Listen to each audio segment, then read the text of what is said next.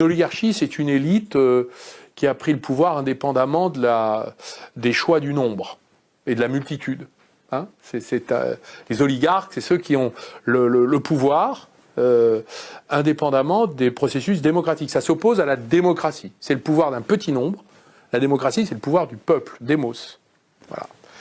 De quelques-uns. L'oligarchie, c'est le pouvoir de quelques-uns. Donc pour moi, ce quelques-uns, c'est ce cercle invisible, invincible, qui est composé des principaux dirigeants politiques, énarques, des grands postes clés de la haute fonction publique, énarques, des grandes entreprises multinationales françaises, à capitaux français, énarques, et qui, des grandes banques, des assurances, et qui sont d'accord sur la politique à mener.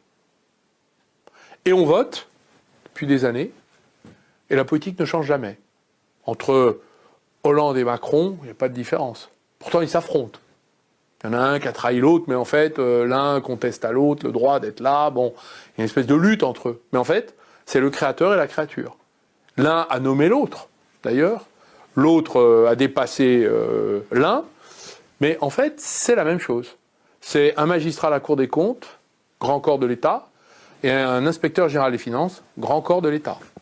Et quand vous faites finalement l'histoire de la République, des premiers ministres, des présidents de la République, des patrons des grandes boîtes principales qui pèsent, hein, qui comptent, vous voyez la continuité et l'uniformité. Et ce cercle-là, il tient la France, il s'appuie sur l'Europe et il décide à la place des gens. Donc vous pouvez aller voter, on vous fait des discours dans un sens, dans l'autre. C'est ce que j'ai voulu expliquer. Témoigner. C'est même pas expliquer, c'est un récit parce que c'est un récit à travers des choses vues, ressenties, âprement ressenties. Voilà. Et donc c'est ça le fonctionnement du système politique.